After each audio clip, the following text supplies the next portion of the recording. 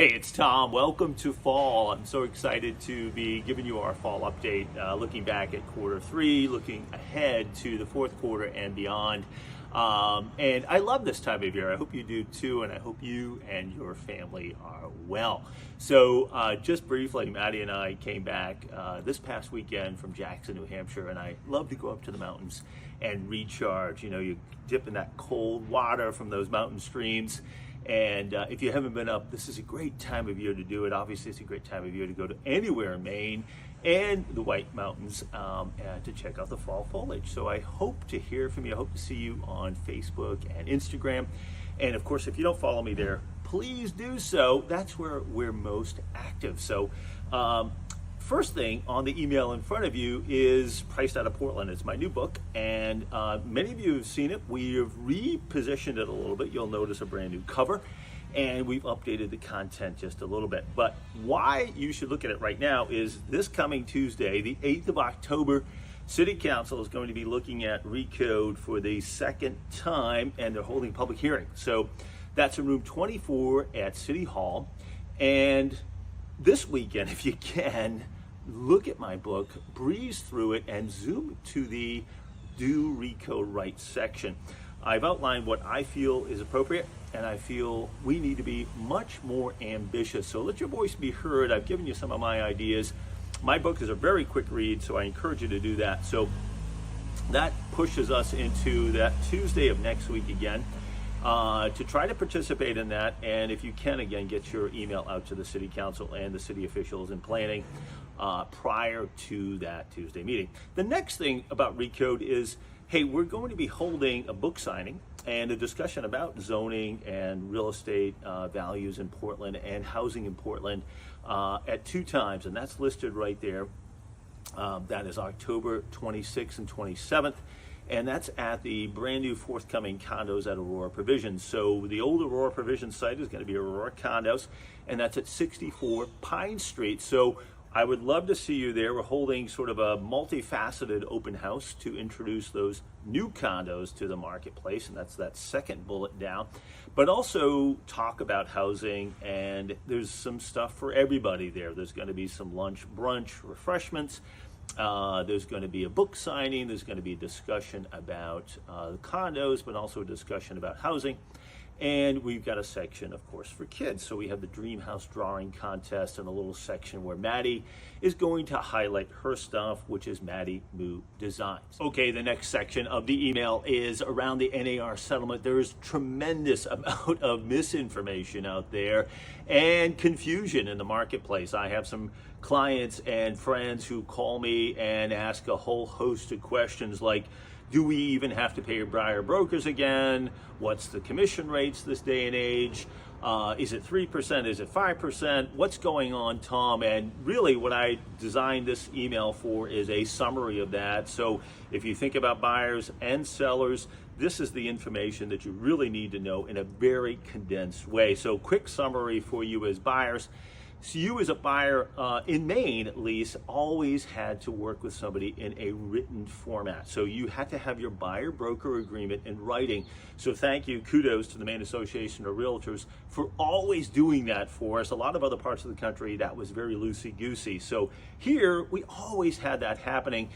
But the document is a little bit more precise now and a little bit more clear that explains to you as a buyer that you may be responsible for paying your buyer broker. Now that was always there in that document. You either pay or cause to be paid your buyer broker through your actions of buying that property.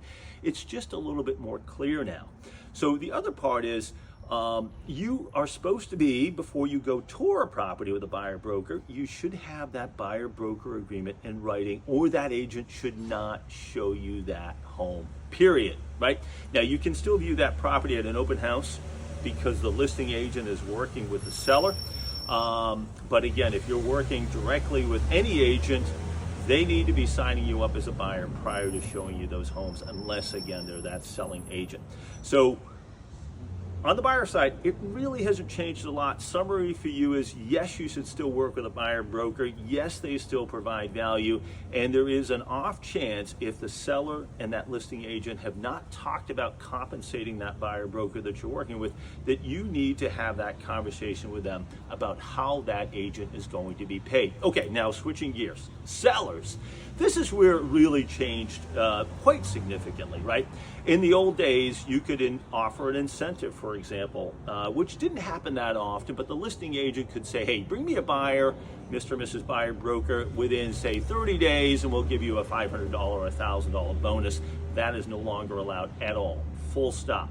The second thing is, you can't advertise commission on multiple listings. So in the old days, we were required as real estate agents to put in our what's called cooperating commission. So when I met with a seller, I would negotiate the total commission, let's call that 6%. I would take 3%, I would give a buyer broker 3%. I was then required to put that 3%, that cooperating portion, to the other buyer broker on multiple listing. Now I can't do it. Does it mean you should not offer that commission? Hell no.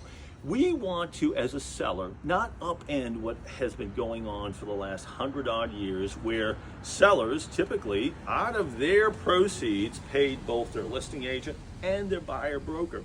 So should you change that? No. Is it easy for a buyer, if you don't pay through that process, to pay their buyer broker independently? No, that's not an easy thing for somebody to come up with $5,000 or $10,000 or $20,000 outside of the deal. So what we're advising our sellers to do is continue to pay the 2.5% to 3%, depending on really where the commission is related to how costly your property is.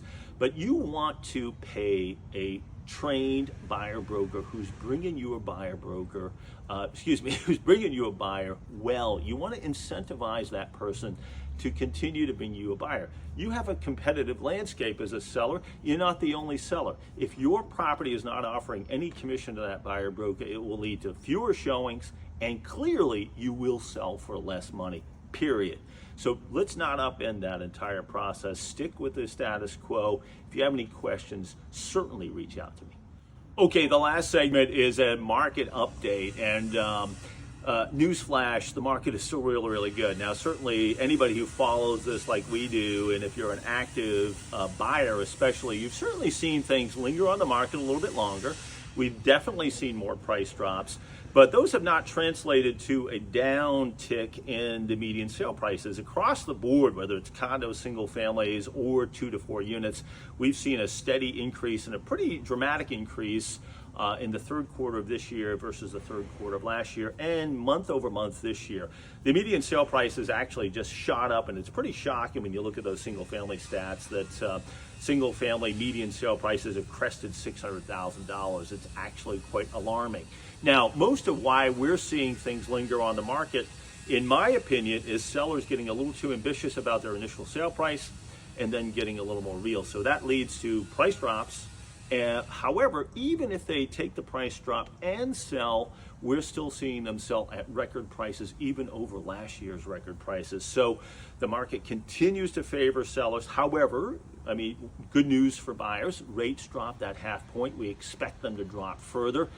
We should see a little bit more inventory as sellers are feeling the fall is a pretty good additional bump in the market, like the spring prior to the winter. And sellers may be encouraged by buyers maybe coming back. So that double-edged thing there, buyers coming back in the market because of lower rates, which could lead to some bidding wars, right?